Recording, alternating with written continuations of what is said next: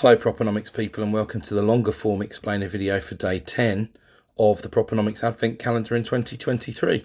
And today I'm going to be talking about demand in the UK housing market, both for rental properties and for owner-occupier properties as well. So firstly, maybe we start with why is demand so important? So obviously it's one half of the demand and supply equation that sets the price effectively in the market, and that's incredibly important.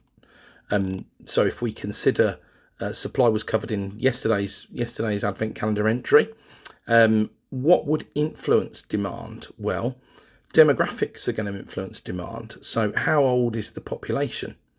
And is it living longer? Which of course it has been historically over the years, although that's wobbled slightly during the pandemic because that's affected life expectancy negatively.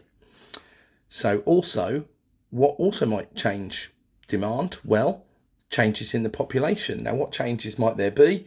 Because we've got a rough idea of who's already been born, and we then see what the figures are every year when it comes to the internal population of the UK. But of course, there's been a lot of net migration, which has been a hot topic recently. And when people come into the country, that of course, they bring housing demand with them. It's estimated that about 9 out of 10 immigrants will rent property to start with. Even if they could afford to buy, they're almost certainly going to go into the rental market. And of course, of those rather large net migration figures that we've seen recently, a big number has been international students who can't be housed in the purpose-built student accommodation sector because there just isn't enough supply there. And of course, that's been impacted by the pandemic as well, and by inflation and very, very high increased costs of construction, apart from anything else.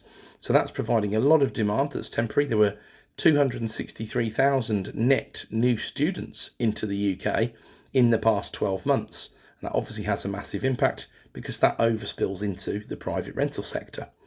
Now, there's also trends to consider. One of the trends we should consider here is the trend for households to have fewer and fewer people in them.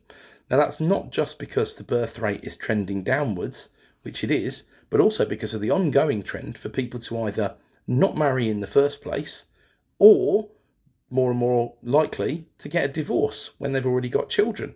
And then you often see that what would traditionally have been one household, if we went back 50, 60, 70 years, is now two households. And it might well be that there's 2 3-bedroom semi-detached houses housing what would have been one family that's now split into 2 families, but share custody of the children.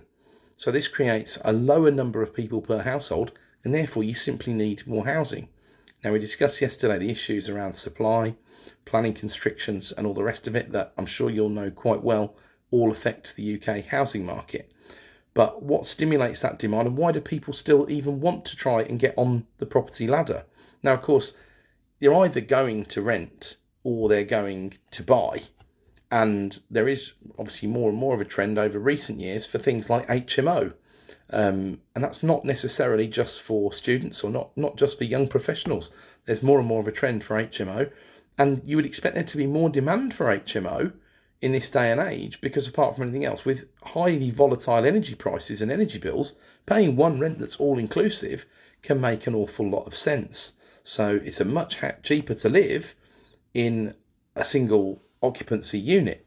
Now, the problem, of course, is there are many families who are struggling with the cost of living as well, and they obviously can't live in HMOs, although they could, in theory, share one larger house with 2 families, or perhaps even more than 2 families. And you do see this occurring quite a lot in London, usually with single people rather than families, but there is over occupancy of properties, and you saw that in there was no better example of that than what happened in the tragedy in the Grenfell Tower. So there's continued demand. Everybody needs a place to live. They're either going to buy it or they're going to rent it. And the numbers of those people are going upwards every year. We're still just about limping forwards in terms of our natural replacement rate in our population before we even start to consider migration. But even imagine if those numbers were even staying still, there would still be an increase in demand, because apart from anything else, we would see that certain bits of the housing stock would fall out of favour every year, or would be in disrepair and effectively need to be demolished. We're not big at demolishing things in this country anymore, but there have been a huge number of examples of things like the concrete issues, where or prefabs that still exist that were supposed to be temporary housing during and after the Second World War that are still up and now some listed buildings to this day, and that the demand keeps on coming.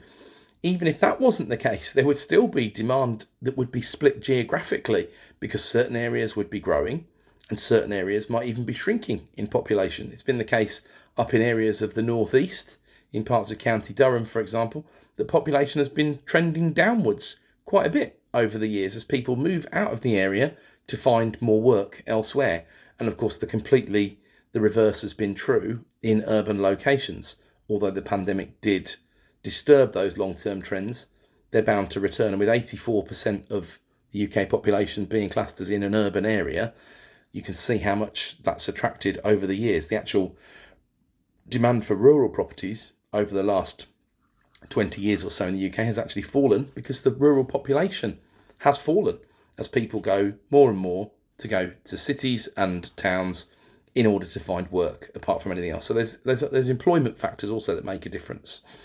So we also saw a real big shift in demand in the pandemic in terms of how many bedrooms a family or a couple required from their home.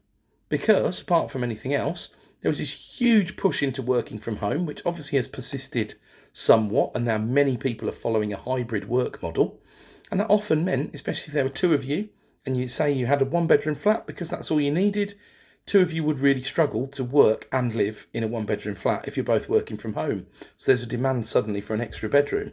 And a lot of the two-bed demand became three-bed, and the three-bed became four-bed. And this caused a huge shift in the market because those numbers of bedrooms don't just pop up overnight. And whilst you can convert houses and add extra bedrooms or convert garages into bedrooms if you've got them, it's not the sort of thing that can suddenly happen overnight, and created quite a lot of excess demand in the marketplace for people to move because they needed something different. What was the other reason? Well, actually, you didn't need to be 30 minutes from the office anymore in a vastly overpriced and perhaps quite difficult environment if you were only going to go into the office, if you were working completely remotely or going into the office 1 or 2 days a week. And you saw people fan out a lot more. So they still would have been classed as in urban populations, but it changes demand on a geographical basis. So hopefully there you can see a few of the factors that are influencing and do influence demand in the UK property market, and also understand why it's important for us to try and understand that as we predict these trends going forward, so we can look at the future strength of the rental market and demand for rental properties, and also what type of rental properties people might want, if that might be short-term rentals, or that might be HMO, or that might be vanilla buy-to-lets that are near good schools with good Ofsted ratings apart from anything else. So, look forward to seeing you again tomorrow. Thanks for watching.